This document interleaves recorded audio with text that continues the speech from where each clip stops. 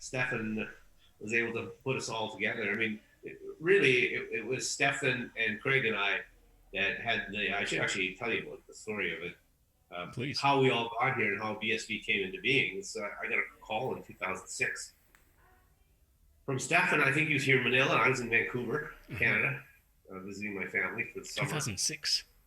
And he says, sit down, I got a story to tell you. I says, okay, I'm sitting. He says, I actually know who Satoshi is, the real guy that invented Bitcoin. And he says he wants to come back and he wants to save the technology because these people are taking it off in a direction that won't work. And so I said, okay, that's interesting. I said, well, how do you know it's him?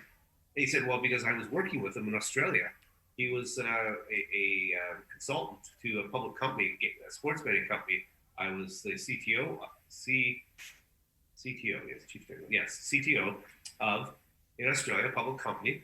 And Craig was one of the external advisors, and he used to talk to me about Bitcoin all the time when he was, this is in 2006 to 2009.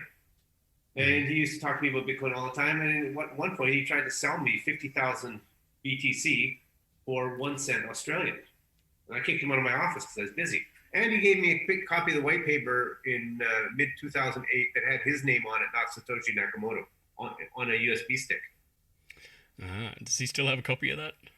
No, he didn't. He lost that. But I know Stefan really well, and so I immediately took that as enough evidence to start the relationship. But what was kind of funny is afterwards he told me that after Craig launched Bitcoin in 2009, he'd taken a year off working sort of just before, mostly a year off because he was getting it out the door. And so he needed money. And meanwhile, Stefan had come across and was working for a gaming company that I was running here in the Philippines. That's how Stefan ended up over here. And Stefan hired Craig, and Craig was working for me, and I didn't even know it. I'd heard of him, but I didn't put it all together, right? I never met him. That was in 2010. That's why it's always good to have good people. Yeah, then in 2015, not 16, pardon me, 2016, I got that call. So 16, 4 years later, I got the call from Stefan in Vancouver. They got on a plane and they flew over there, and we had our meeting, and the rest is history. I mean, the three of us put the whole Bitcoin ecosystem together, basically. That was the catalyst that started the whole thing. Can you remember the first conversation you had with Craig Wright? I'm kind of curious, like who spoke first and what was the question? He came to see me. Him and Stefan landed from Australia. No, they probably merged because he was here and Craig, I think, was in Australia. And anyways, they ended up in Vancouver.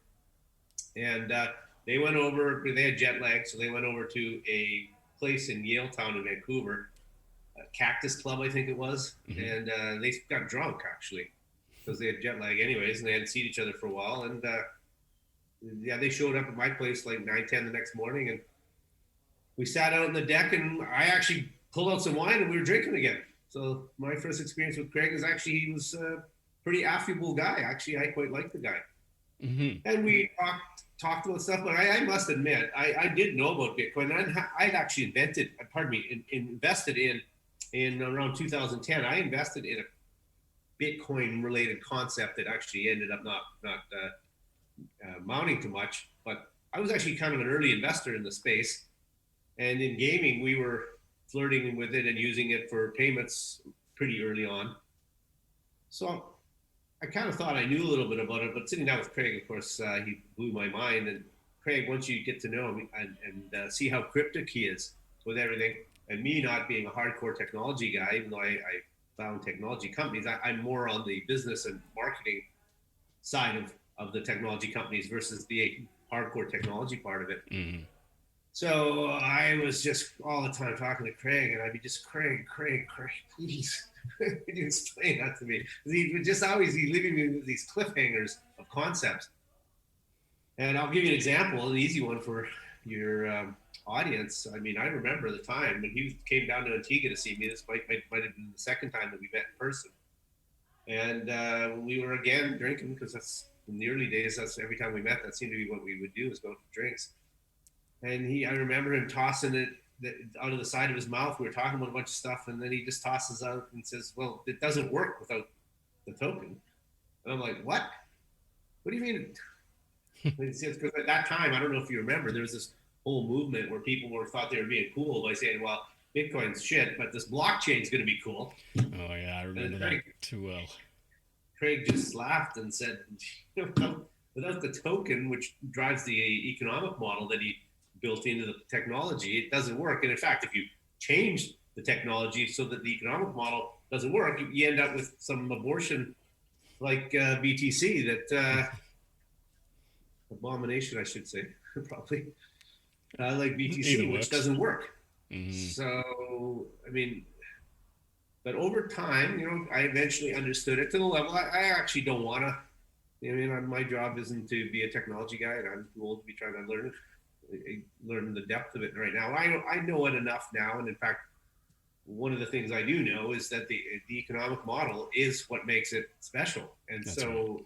The second you start tinkering with the protocol that enforces the economic model, it doesn't work, and it's not Bitcoin. And that's the big education cycle that we need to get through right now to teach the world. Yeah, I totally agree, of course. And I think